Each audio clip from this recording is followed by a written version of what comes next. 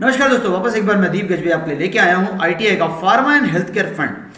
इस फंड में बहुत सारी चीजें, काफी सारा डेटा और एक चीज पक्का है, आपको पूरा फार्मा का और हेल्थ केयर का बिजनेस या बिजनेस मॉडल इसमें समझ में आ जाएगा। सो अमेजिंग फंड है ये, और ये बिजनेस मॉडल बहुत जोरदार है, तो आखिरी तक इसको पक्का देखते रहिएगा। उसके पहले वापस एक बार आपसे रिक्वेस्ट रहेगा, please do subscribe our channel Imperial Money Private Limited. Imperial Money, investment सही, फ्यूचर सही, और ये चैनल। सो आइए चलते, ज़्यादा टाइम यूज़ करते हैं हम लोग इसके लिए।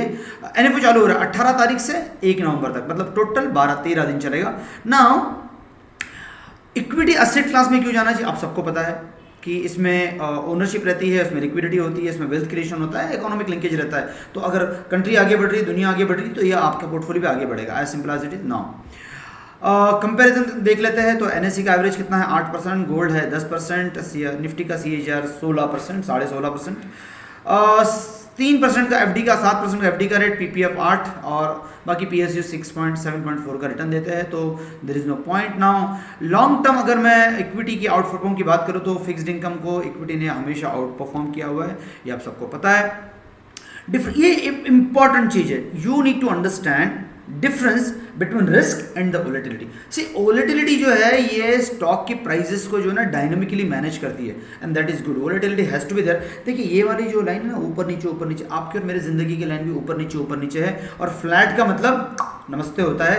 तो थोड़ा ये देखिएगा कि आपको जिंदा लोगों के साथ जाना है या फिर flat, right. So that is very. और रिस्क क्या होती है, रिस्क होती है सब पोटेंशियल डाउनसाइड देखना होता है। So most of the time जितने फंड मैनेजर म्यूचुअल फंड को मैनेज करते हैं, वो वोलेटिलिटी से उनको कोई प्रॉब्लम नहीं है, रिस्क के लिए they are very averse of. So normally mutual fund में रिस्क जो है वो कम होता है, नहीं होता है, राइट। सो इंपॉर्टेंट चीज, is it the right time to invest in the Indian market, ये क्वेश्चन सबके पास है। इसके पहले का मैंने एक वीडियो बनाया था, उसका लिंक ऑलरेडी दिया हुआ है, यस। सो आप उसको देखिएगा। और करंट सिनेरियो क्या बोलता है, आईआईपी अर्ली स्टेज में रिकवरी है, जीडीपी ग्रोथ एक्सेलरेट हो रहा है, लो क्रेडिट ग्रोथ है, मतलब पैसा एकदम ग्रोथ है, मतलब पैसा एकदम सस्ता है, कैपेक्स साइकिल जो है अप साइकिल हो रही है, इसका मतलब लोग पैसा डालेंगे बिजनेस में, डिमांड रिकवरी आ रही है, डीलिवरेजिंग अक्रॉस सेक्टर्स, लिवरेज नहीं हो रहा है, और लो कॉस्ट इंटरेस्ट रेट रहने की वजह से पैसा सस्ता है, तो आपका प्रॉफिटेबिलिटी बढ़ जाता है। नाउ प्रेजेंटिंग आईटीआई का pharma and health care fund. Now ये पूरा बिजनेस मॉडल पूरे स्लाइड में देखिएगा साहब। हेल्थ केयर का जो एक्सपेंडिचर है, ये जाता 8% का US बिलियन डॉलर में, इंडियन हेल्थ केयर। और health care expenditure as per GDP जो है इंडिया का, इट इज़ ओनली 3.5, जबकि यूके का 17 है, यूएस का 10 है, ब्राज़ील का 10 है मोस्टली, और साउथ अफ्रीका का भी जो मतलब हमारी सबसे गरीब कंट्री है, उनका भी 8.3 है। We are little bit of smaller. Now health care में क्या होता है, तो डब्ल्यूएचओ का गाइडलाइन है कि 5% मिनिमम रहना चाहिए। यूएसए का जो है ये 8% का मोटा है। गवर्नमेंट की स्पेंडिंग जो है ना काफ़ी बढ़ रही है अभी, और इंडिया इज लैक से per capita health care expenditure में हम लोग अभी भी लैक करें। इसका रीज़न यहाँ पे आप देख सकते हो, right. So there is a huge space where in the India can really invest into the health care sector, right. Now health care sector के एक ओवरव्यू समझ लेते हैं। हेल्थ केयर में क्या क्या आता है, फार्मा आता है, हॉस्पिटल्स आता है, डायग्नोस्टिक आता है, अदर में से क्या आता है, companies that are into the wellness, health hygiene services, nutritional food, beverages, ये सारा आता है। तो मैंने जो बोला था आपको कि आपको पूरा बिजनेस समझ में आएगा। फार्मा एक बिजनेस, हॉस्पिटल दूसरा बिजनेस, डायग्नोस्टिक तीसरा बिजनेस, वेलनेस चौथा business. That is very important, right. Now pharma sector क्या करता है, इसको समझने की कोशिश करते हैं, राइट। तो फार्मा सेक्टर कैसा है, क्रोनिक लॉन्ग टर्म, मतलब एक चीज़ एक बार चालू हुई दूर तक चलेगी, दवाई खाते रहेंगे हम लोग। हाइपरटेंशन, डायबिटीज़, हार्ट के पेशेंट, कैंसर, क्रोनिक है, एक बार अपनी मेडिसिन चालू होगी लंबी चलती है, राइट। दूसरा एक्यूट में क्या होता है, इन्फेक्शन हुआ इमीडिएटली कुछ तो एंटीबायोटिक खा लो, इन्फेक्शन ठीक हो जाएगा। पेन आया, एंटीबायोटिक पेन रिलीवर खा लो, इन्फेक्शन ठीक हो जाएगा, पेन सही हो जाएगा। अदर शॉर्ट टर्म जो प्रॉब्लम्स है, मतलब अभी ये बहुत सीवियर है, इसको एक्यूट हुआ है, जल्दी से इसको एड्रेस करने की जरूरत है। एक बाजार है, दोनों के साथ अलाइनमेंट कर ली। ग्रोथ ऑफ ग्लोबल फार्मा अगर आप देखेंगे, तो यहाँ पे compare to the other, Indian growth of pharma is been really big, right. और यहाँ पे जो डेटा दिया हुआ है, expected to go faster compared to the global pharma, right? So 18% world population हमारे यहाँ है और contributes 22% of the global pharma market. तो 18% का पॉपुलेशन और सिर्फ 2% का ग्लोबल फार्मा मार्केट अगर कंट्रीब्यूट करते हैं, huge lag, right. Now Indian pharma market की पोजीशनिंग कैसी है, इनर स्ट्रेंथ हमारी इंडियन फार्मा मार्केट की क्या है, टेक्नोलॉजी के लिए बहुत मजबूत है, स्ट्रॉन्ग केमिकल इंडस्ट्री हमारे यहाँ और हाई क्वालिटी मैन्युफैक्चरिंग के स्टैंडर्ड्स है। लेकिन चैलेंज क्या है कि इनएडिक्वेट इंफ्रास्ट्रक्चर है, R&D बहुत ज़्यादा नहीं है, that is very important cheese. Low support government से बहुत मजबूत सपोर्ट नहीं मिलता है। हाई फाइनेंशियल कॉस्ट है, कॉस्ट फाइनेंसिंग बहुत है, लेकिन स्ट्रिंजेंट प्राइजेस कंट्रोल बहुत ज़्यादा स्ट्रिंजेंट, तो हाई इंपोर्ट डिपेंडेंसी अपनी बढ़ जाती है। 60% ऑफ APIs, 68% ऑफ APIs जो है हमारे अभी भी जो है चाइना से आते हैं, ठीक है। सो अभी इसमें ऑप्शन क्या है, इंडियन फार्मा सेक्टर का आउटलुक क्या बोलता है? इंडियन फार्मा सेक्टर का आउटलुक क्या बोलता है? ये बोलता है कि domestic formulation expected to post 8 to 11% का CAGR return up to 24 FY24, 8 से 11% का FY24 का अगर एक्सपेक्टेड CAGR है फॉर्मुलेशन का प्रॉफिट में, it will be amazing, right. PLI scheme चल रही है, इसमें बहुत सारी फैक्ट्रीज नहीं आएंगी। टायर 2 टायर 3 सिटीज़ में रूरल एक्सपेक्टेड कि ये लोग विटनेस की तरफ स्ट्रॉन्ग ग्रोथ वहाँ से आएगी, वो एक बहुत इंपॉर्टेंट चीज़ है। और हायर डिमांड इंश्योरेंस कवरेज होने की वजह से काफ़ी हायर डिमांड आएगी, बिकॉज जब आपका इंश्योरेंस कवर तो आप खर्चा करने के बारे में सोचते नहीं हो, हॉस्पिटल की कास्ट बेयर कर लेते, बिकॉज आज भी एक बंदा अगर जाता है हॉस्पिटल के अंदर तो 1.25 लाख रुपये का बिल तो बहुत आराम से आ जाता है सब, right. So that is very important, you need to understand 130 crore population to 1.5 lakhs is very big numbers, right. एक बहुत इंपॉर्टेंट चीज़ यहाँ पे छूट गई थी, क्रोनिक थेरेपी जो है ये 27% से बढ़ रही है FY11 से लेके 34% तक, एक बहुत 34% तक क्रोनिक चीज़ें बढ़ेगी। और क्रोनिक चीज़ें मतलब यहाँ पे मुझे चीज़ आई, मुझे खाना है दवाई, मैं रह ही नहीं सकता, and that is very big market for a chronic, right. Now structural growth driver क्या करेंगे, इंटैक्ट करेंगे इंडियन फार्मा को। हेल्दी मिक्स है रेवेन्यू का, 50% का डोमेस्टिक और एक्सपोर्ट्स है। सो ये एक बहुत इंपॉर्टेंट कॉम्बिनेशन है जो कि बाकी जगह नहीं होता है। सिर्फ only the pharma sector is having 50% का बैलेंस्ड कॉम्बिनेशन। एक्सपोर्ट से मेरा 50% प्रॉफिट आया, डोमेस्टिक से मेरा 50% प्रॉफिट आ गया, मैं कंफर्टेबल हूँ, मतलब मेरी स्टेबिलिटी मजबूत है, राइट। नाउ हिस्टोरिकली फार्मा ने कैसा किया वो देख लेते हैं। हिस्टोरिकली फार्मा ने तो अमेजिंग है साहब, मतलब आप देखिए निफ्टी का फार्मा इंडेक्स और निफ्टी इंडेक्स बहुत अमेजिंग है, 2015 से अभी तक का रिटर्न अमेजिंग, बहुत amazing, right. Now Ipca laboratories out perform, ये एक बहुत वर्टिकली जनरिक बिजनेस है और बहुत शानदार बिजनेस है इसका। मार्केट कैपिटलाइजेशन साहब बहुत शानदार है, डाइल्यूटेड EPS अच्छा है, ROE 27% की ROE मिल रही है आपको, ROE मिल रही है, और क्या चाहिए, राइट। नाउ JB केमिकल्स 25% की ROE मिल रही है, वेरी इंपॉर्टेंट, राइट। और ये KKR ने भी इसमें 54% का स्टेक जो है डाला हुआ है 745 रुपये के शेयर्स पे, that is very important, right. Now नेटको pharma 11% की ROCE, नेटको pharma is vertically integrated generic pharma company है। अब ग्राफ देखिए क्या पैसा बना है कंपेयर टू द फार्मा, मतलब फार्मा का इंडेक्स एक तरफ रह गया और स्टॉक दूसरी तरफ चले गया, सब ह्यूज डिफरेंस। सो अभी आते हैं हॉस्पिटल सेक्टर की तरफ। नाउ हॉस्पिटल सेक्टर जो है, अभी हम लोगों ने फार्मा देख लिया, हॉस्पिटल देख लिया। हॉस्पिटल क्या बोल रहा है, 65% of Indian health care delivery by the market value in the pharma hospital industry, और स्ट्रक्चरल चेंज आ रहा है इसमें, it's huge, right.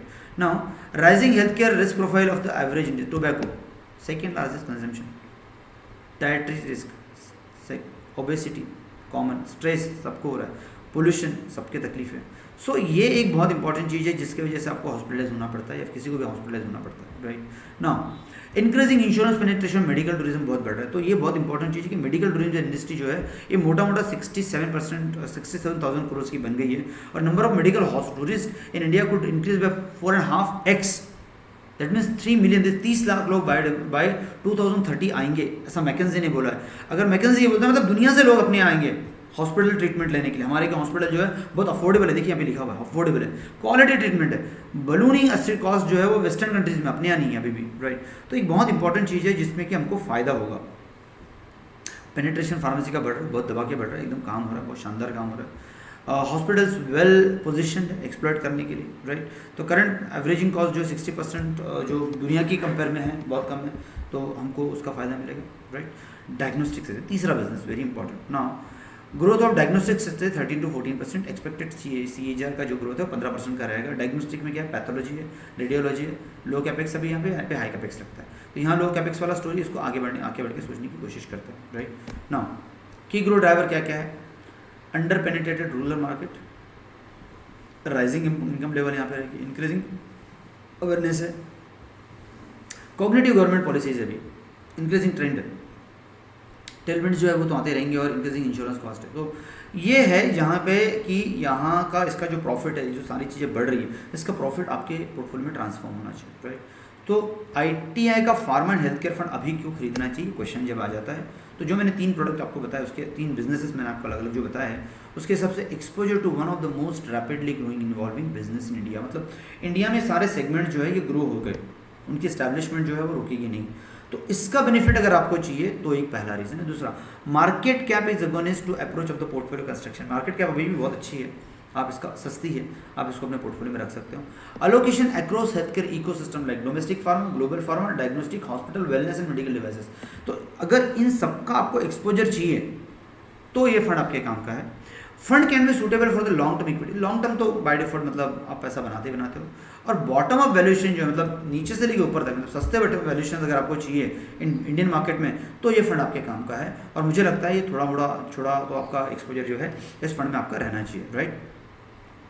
Product advantage क्या रहेगा, वही मैंने बेनिफिट ऑलरेडी आपको बता दी। 5 बेनिफिट्स है, health care, flexibility, diversification, potentially lower volatility. इसमें वोलेटिलिटी थोड़ी कम रहती है इस IT और फार्मा ये हेल्थ केयर और फार्मा में।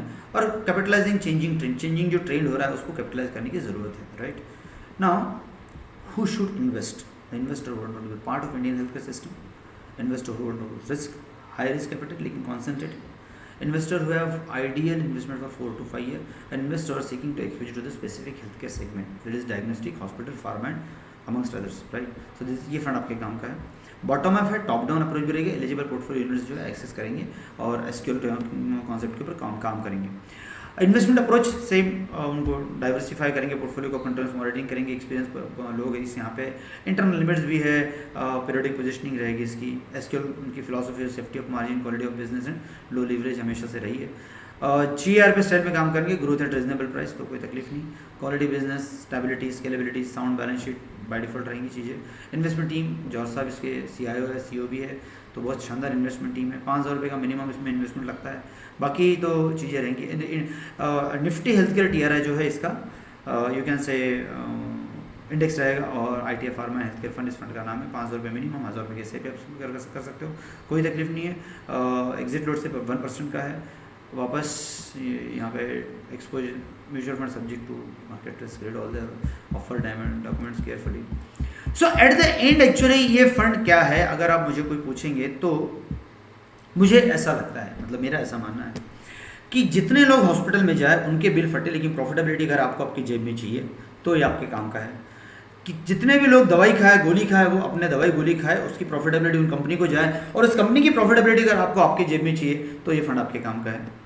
लोग डायग्नोस्टिक करने जाए, वो मशीन के अंदर जाए, MRI करे, अल्ट्रासोनिक करे, अल्ट्रासाउंड करे, जो करना है करे, राइट, अपनी हेल्थ की चीज़ों को डायग्नोस्टिक करवा ले, और जो मशीन्स के साथ पैसा जाता है, जो कंपनी में पैसा जाता है, वो कंपनी की प्रॉफिटेबिलिटी अगर आपको आपके जेब में चाहिए तो ये फंड आपके काम का है। आई बिलीव अगर आपको ऐसा लगता है कि पूरी दुनिया बीमार गिरे, या गिरना तो नहीं चाहिए, very sorry, what I mean to say, कि कोई भी बीमार गिरे, लेकिन वो बीमार गिरने के बाद तो उसको भाई ट्रीटमेंट लेना तो स्वाभाविक है, उसको तो लेना पड़ेगा, राइट। अगर नहीं लेगा तो तकलीफ होगा, उसको तकलीफ के मारे मर जाएगा, राइट। तो अगर वो बीमारी की तकलीफों की जो अगर दवाई लेगा, अपने आप को डायग्नोस करवाएगा, और प्रॉफिटेबिलिटी अगर आपको आपके जेब में चाहिए, इवन उन सारे पेशेंट्स को भी चाहिए, तो I believe this is a fund for whom they really have to go for. Thank you very much for watching this video. अगर कोई भी कमेंट रहता है, कुछ भी आपको डाउट रहता है, please do ask me, I am here to really address your every single query. मतलब हम लोग करेंगे, कोई तकलीफ नहीं, लेकिन उसके पहले ये वीडियो को सब्सक्राइब करना मत भूलेगा, हमारे चैनल को सब्सक्राइब करना मत भूलेगा। इंपीरियल मनी, इन्वेस्टमेंट सही, फ्यूचर सही।